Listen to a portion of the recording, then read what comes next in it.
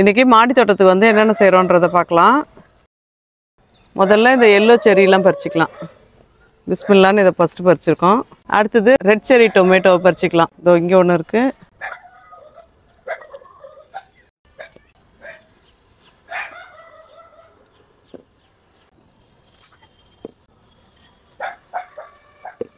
தொட்டோடனே நல்லா பழுத்ததால் இப்படி தொடும்போதே டக்குன்னு வந்துடுது கையோட.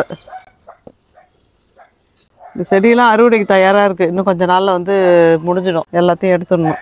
அடுத்ததான் இந்த எல்லோ பியர் டொமேட்டோவெல்லாம் பறிச்சிக்கலாம்.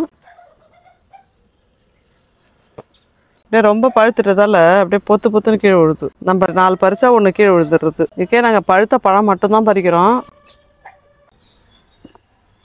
அடுத்ததாக இந்த பக்கமும் நிறைய இந்த ரெட் பியர் டொமேட்டோ இருக்குது. இதையும் பறிச்சிக்கலாம். இங்கே பாருங்கள், இவ்வளோ பறிச்சிருக்கோம். ஒரு 2-3 நாளைக்கு பறிக்கலைன்னா நிறையா ஆகிடுது. இது பாருங்கள், அப்படியே கொத்தாக இருக்குது பாருங்கள். அப்படியே திராட்சை கொத்து மாதிரி கொத்தாக இருக்குது. இதை பறிச்சிக்கலாம். அப்படியே கொத்தாக இருக்க இந்த எல்லோ செரியை பறிச்சிக்கலாம். அப்படியே இங்கே ஒரு கொத்து இருக்குது. இந்த செடியில் இருக்க இந்த எல்லோ பியர் டொமேட்டோவையும் பறிச்சிக்கலாம். இங்கே பாருங்கள், அப்படியே கைப்பட்டால் இதெல்லாம் கீழே விழும்.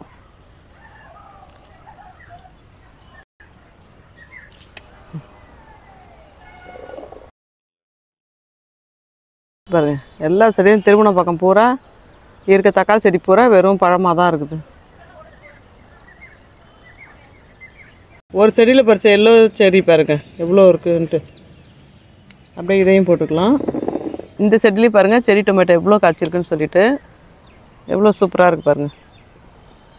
அப்படியே இதுவும் கொத்து கொத்தாக இருக்குது பாருங்கள். திராட்சை கொத்து தான் கேள்விப்பட்டிருக்கோம். எங்கள் வீட்டில் தக்காளி கொத்து. உள்ளெல்லாம் நல்லா பழுத்துருக்கு.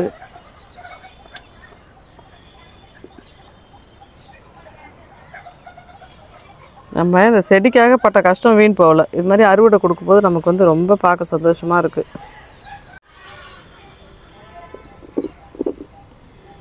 அப்படியே அறுவடை வந்து அள்ளி கொடுக்குது பாருங்கள். இங்கே பாருங்கள், ஒரு பிளாக் பியூட்டி கத்திரிக்காய். இது வந்து நல்லா முத்தின உடனே பாருங்கள் கலரே கொஞ்சம் சேஞ்ச் ஆகிடுச்சு. நல்லா இந்த சதப்பகுதியில் நல்லா விரிஞ்சு கொஞ்சம் கலரே சேஞ்ச் ஆகிடுச்சு. நல்லா பெருசாக நல்லா குண்டு பம்பளி மாஸ் மாதிரி இருக்குது பாருங்கள். இந்த கத்திரிக்காயை விதைக்காக விட்டு வச்சுருக்கோம். அடுத்ததாக இந்த தொப்பி கத்திரி ஒன்று இருக்குது, அதை பறிச்சிக்கலாம். இங்கே வந்து ஒரு பச்சை கத்திரிக்காய் இருக்குது, அதையும் பறிச்சிக்கிறேன். இங்கே ஒரு கத்திரிக்காய் இருக்குது, இதையும் பறிச்சிக்கிறேன். இந்த அண்ணாம்பழை கத்திரிக்காயும் பறிச்சிக்கலாம். எல்லாம் நல்லா கொத்து கொத்தாக இருக்குது பாருங்க. அப்படியே இது ஒரே கொத்தில் இருக்குது, இதையும் பறிச்சிக்கிறேன். குண்டு வயலட் கத்திரிக்காயையும் பறிச்சிக்கிறேன். இங்கே ஒரு கத்திரிக்காய் இருக்குது, இதையும் பறிச்சிக்கிறேன். இங்கே ஒன்று இருக்குது பச்சை கத்திரிக்காய்.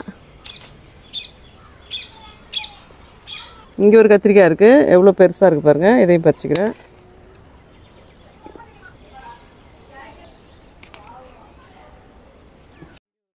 கொத்தா ஒரு அண்ணாமலை கத்திரிக்காய் இருக்குது பாருங்கள், ஒரு கொத்து கத்திரிக்காய் இருக்குது, இதையும் பறிச்சிக்கலாம். அதில் 2 மட்டும் அறுவடைக்கு 3 மட்டும் தயாராக இருந்துச்சு. அப்புறம் அந்த பக்கம் அந்த கடைசியில் ஒரு கத்திரிக்காய் இருக்குது.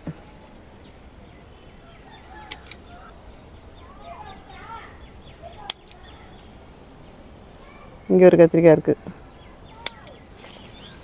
இந்த வருஷம் நாங்கள் வந்து கத்திரிக்காயே வாங்கிறதில்ல. கத்திரிக்காய் தக்காளி இதெல்லாம் வாங்கிறதே இல்லை. எங்கள் வீட்டு தேவைக்கு இதெல்லாம் சரியாக இருக்குது. பத்தாத்துக்கு நாங்கள் கொடுக்குறோம், பக்கத்தில் இருக்கிறவங்களுக்குலாம் கொடுக்குறோம். இங்கே ஒரு இப்போ போட்ட பால் வெண்டைன்னு சொன்னாங்க. ஏற்கனவே போட்ட பர்மன் வெண்டைலாம் எங்கிட்ட அறுவடை முடிஞ்சிடுச்சு. இப்போ வந்து இது பால் வெண்டை செடி போட்டோம். இது ஒன்று வந்துருக்கு. இது போட்ட செடியில் முதல் காய் இது விட்டுருக்கு.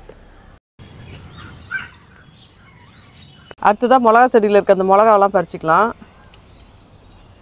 இதெல்லாம் இன்னும் சத்து பத்தலையா என்னன்னு தெரியல, ஒரு மரவட்டையாட்டம் சுட்டின்னு இருக்குது. அப்புறம் வீட்டுக்கு பச்சை மிளகா கொஞ்சம் தேவைக்கு பறிச்சிக்கிறேன், 1-2. நல்லா பழுத்த மிளகா மட்டும்தான் நான் பறிக்கிறேன். கொஞ்சம் பழுக்காத இருந்தால் கூட அது வந்து பறிச்சிட்டா அப்புறம் சரியாக பழுக்காது, கலர் வந்து வராது, ரெட் கலர் வராது. அதனால் வந்து நல்லா பழுத்த மிளகாவும் தேவைக்கு பச்சை மிளகாவும் மட்டும் பறிச்சுன்னு இருக்கேன்.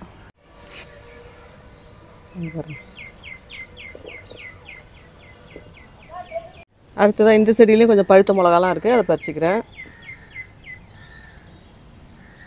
இது கொஞ்சம் கருப்பாக இருக்குது, இங்கே பாருங்கள். இது மாதிரி நுனியில் வந்து கருப்பாக இருந்துச்சுன்னு சொன்னால் இது வந்து சரியாக பழுக்கலை, அதனால் இதை பழுக்கிறதுக்காக விட்டுருக்கோம். நல்லா பழுத்து நல்லா ரெட்டிஷாக இருக்குது, அதை மட்டும்தான் பறிக்கிறோம். இந்த மாதிரி இது பாருங்கள், இதெல்லாம் நல்லா ரெட்டாக இருக்குது பாருங்கள். இது மாதிரி பழுத்தா தான் மிளகாக்கு நல்லா கலர் வரும். சரியாக பழுக்கலை, அது வந்து பச்சையாவோ இல்லை கொஞ்சம் கருப்பாகவே கலர் மாறாமல் இருக்குதுன்னு சொன்னால் அது வந்து கலர் வராது. அதனால் நல்லா பழுக்க விட்டு பறிக்கிறோம். இது பாருங்கள், எல்லாமே பழுக்க விட்டு தான் பறிக்கிறோம். இது வந்து பச்சை மிளகா பறித்தா சீக்கிரமாக பறிச்சிடலாம். செடிக்கு வந்து அடுத்த புதுசாக பூ விடும், காய விடும். இது மாதிரி பழுக்கிறதால கொஞ்சம் லேட் ஆகும். ஃபுல்லாக செடியிலே பழுக்கிறதுக்காக இது வந்து விதைக்காக கூட வச்சுக்கலாம். ஒரு வருஷமும் நாங்கள் எங்கள் செடியிலே பழுத்த நல்லா பழுக்க விட்டு தான், தக்காளியாக இருந்தாலும் கத்திரிக்காய் மிளகா இது மாதிரி எதுவாக இருந்தாலும் செடியிலே பழுக்க விட்டு விதை எடுக்கிறோம். இந்த செடி 2 மிளகா இருக்குது, இதையும் பறிச்சுக்கிறேன். எங்களுக்கு ஒரு மைனஸ் பாயிண்ட்டே வந்து இங்கே வந்து குரங்கு வந்து இந்த செடியெல்லாம் உடச்சி போட்டுரும். என்ன தான் பச்சை மிளகா செடியாக இருந்தால் கூட அது ஒரு குணம் இருந்தால் உடச்சி போட்டுரும். பாவக்காய் செடி பச்சை மிளகாய் செடி எல்லாத்தையும் உடச்சி போட்டுரும். இந்த கேனில் வந்து நுனி குருத்தெல்லாம் உடச்சி போட்டு வச்சுருக்கு, அப்படியே வேஸ்ட் ஆகிடும். சாப்பிட்டு போனால் கூட பரவாயில்ல, இந்த செடியை வந்து பிச்சு போட்டுரும். இந்த மாதிரி நுனி குருத்தெல்லாம் உடச்சிடும். கொலை கொலையாக முந்திரிக்கான்ற மாதிரி எங்கள் வீட்டில் கொத்து கொத்தாக எல்லோ செரி டொமேட்டோ காய்ச்சிருக்கு பாருங்கள். சைஸும் நல்லா பெருசு பெருசாக இருக்குது பாருங்கள்.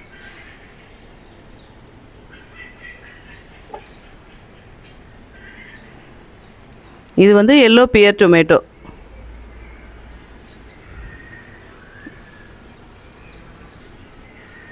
இதெல்லாம் ரெட் செரி டொமேட்டோ. இது வந்து ரெட்டு பியர் டொமேட்டோ. இது எல்லாத்தையும் ஒரு தட்டு நிறையா பறிச்சிருக்கோம். அதுக்கப்புறம் அண்ணாமலை கத்திரிக்காய், இதெல்லாம் அண்ணாமலை கத்திரிக்காய். இதெல்லாம் வந்து பச்சை கத்திரிக்காய். இது வந்து தொப்பி கத்திரி. இது வந்து வயலட்லேயே குண்டு கத்திரிக்காய் வெரைட்டி. இதெல்லாம் வந்து கொஞ்சம் சோப்பு மிளகா பறிச்சிருக்கோம், கொஞ்சம் தேவைக்கு பச்சை மிளகா பறிச்சிருக்கோம். அதுக்கப்புறம் ஒரு பால் வெண்டையும் பறிச்சிருக்கோம். இதெல்லாம் இன்றைக்கி எங்கள் வீட்டு மாடி தோட்ட அறுவடையாக பறிச்சிருக்கோம். இயற்கையை நேசிப்போம்.